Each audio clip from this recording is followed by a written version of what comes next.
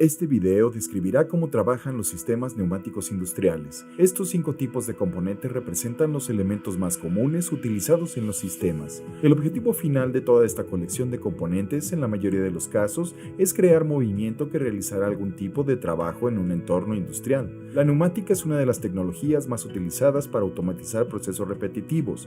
Por lo tanto, las aplicaciones comunes pueden ser mover un producto de un lugar a otro, presionar o sujetar piezas de un producto. Para entender mejor cómo trabajan los sistemas, empezaremos por el inicio, con el compresor, y siguiendo el proceso hasta la meta final del movimiento. El compresor genera la energía que alimenta el sistema en forma de aire comprimido. Para generar aire comprimido, el compresor aspira aire de su entorno y lo presuriza o confina a un espacio más pequeño, creando la energía necesaria para controlar el sistema. Una vez comprimido, el aire necesita estar seco y limpio, para que las partículas dañinas como óxido o suciedad no obstruyan las partes móviles del sistema. El aire comprimido viajará a través de un tubo o línea al siguiente componente, llamado Unidad de Preparación de Aire o FRL. FRL son las iniciales del filtro, regulador y lubricador, que son piezas comunes que componen la unidad de preparación de aire. Típicamente, la primera unidad en el sistema de preparación de aire es lo que se conoce como separador de líquidos, el cual hace circular o girar el aire utilizando paletas con forma especial. La rápida circulación del aire presurizado elimina la humedad no deseada debido a la fuerza centrífuga. La siguiente unidad es un filtro, el cual elimina aún más las partículas y la humedad en un proceso de 2 etapas. Tal como en el separador de líquidos, una serie de paletas o aspas en el filtro circulan el aire en la primera etapa.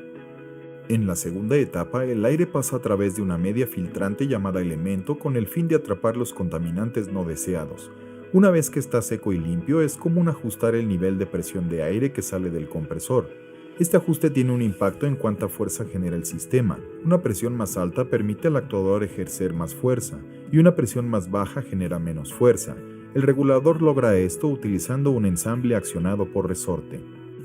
La perilla en el regulador ajusta la fuerza del resorte de control para lograr un punto de ajuste de presión deseado. Cada vez que el nivel de presión disminuye por debajo del punto de ajuste deseado, el poppet o la válvula interna abre un camino para que la presión más alta fluya aguas abajo. Esta operación continúa hasta que la presión en el sistema alcanza la presión de ajuste del regulador. En este punto, el poppet o válvula interna se cierran hasta que haya un nuevo flujo de demanda. También es común tener un manómetro en el regulador para que el usuario pueda monitorear la presión del sistema.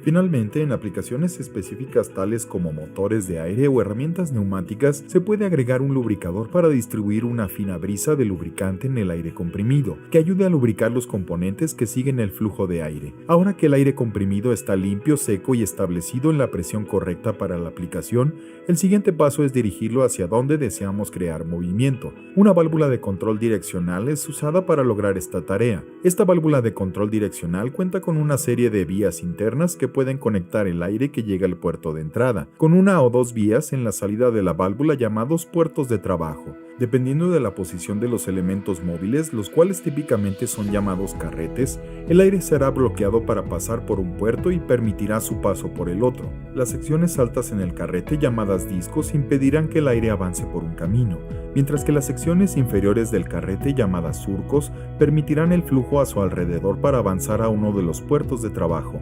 En este tipo de válvulas tan común, cuando la unidad no está accionada, el carrete es forzado hacia el lado izquierdo de la válvula por un resorte. En esta posición usted puede ver que este disco impide que el aire salga por el puerto de trabajo número 4, y en cambio es forzado a salir por el puerto número 2, debido a que el surco en la sección inferior del carrete permite que el aire fluya y pase al puerto de trabajo número 2. Para cambiar la dirección del aire hacia el puerto de trabajo número 4, la válvula debe estar accionada. En la mayoría de los equipos automatizados, un PLC o controlador lógico programable dará la orden a la válvula para cambiarla mediante una señal eléctrica. Cuando llega una señal en un componente de la válvula llamada bobina del solenoide, se crea un campo magnético que atrae hacia ella una pieza central llamada émbolo. Cuando el émbolo no está asentado, permite que el aire del interior de la válvula, conocido como presión piloto, empuje este carrete hacia la derecha. Una vez que este carrete llega al extremo derecho de la válvula, El disco o secciones altas cierran el paso hacia el puerto de trabajo número 2 y en cambio dirige el flujo de aire comprimido hacia el puerto de trabajo número 4. Cuando se elimina la señal del PLC, también se elimina la fuerza generada por el electroimán. En tal punto, el resorte del émbolo vuelve a su estado inicial, lo que elimina la señal de aire que empuja este carrete. El resorte del extremo opuesto devolverá este carrete a su posición predeterminada una vez más, dirigiendo el aire de regreso por el puerto de trabajo número 2. El PLC ahora puede dirigir el aire a cualquier puerto que se necesite cuando sea necesario. El siguiente componente en el sistema, el actuador, nos permitirá realizar un trabajo útil con el aire comprimido que limpiamos y redirigimos. En la mayoría de las aplicaciones, el propósito de cambiar la dirección del aire comprimido con la válvula es generar movimiento en diferentes direcciones. Parker fabrica una amplia variedad de actuadores o cilindros, como también se les llama comúnmente. Ellos convertirán el aire comprimido en movimiento. Estos tipos comunes de cilindros son con final de vástago mostrados aquí. El actuador creará movimiento utilizando la energía del aire comprimido suministrado por la válvula de control direccional. Podemos ver que el puerto de trabajo número 4 está conectado a la parte posterior o tapa en el extremo del cilindro. Cuando el aire comprimido empuja el pistón, es forzado a moverse hacia adelante adentro de un tubo que comúnmente se llama camisa del cilindro. El pistón está unido a un vástago que se extenderá como resultado de la fuerza generada por el aire comprimido que actúa sobre el pistón. El actuador continuará moviéndose en esa dirección hasta que alcance su límite físico o si la resistencia a la fuerza comúnmente llamada carga es mayor que la fuerza del aire comprimido, en cuyo caso el regulador de presión puede ajustarse a una presión más alta. Ahora que hemos completado la extensión, necesitaremos un método para retraer el actuador a su posición inicial. La válvula de control direccional logrará esto, cambiando la dirección en que fluye el aire comprimido desde el puerto de trabajo número 4 al puerto de trabajo número 2. El puerto de trabajo número 2 se conecta al extremo de la cabeza del actuador, y cuando el aire comprimido empuja en el lado opuesto del pistón, invertirá la dirección del vástago del pistón. Este movimiento inverso se suele denominar retracción.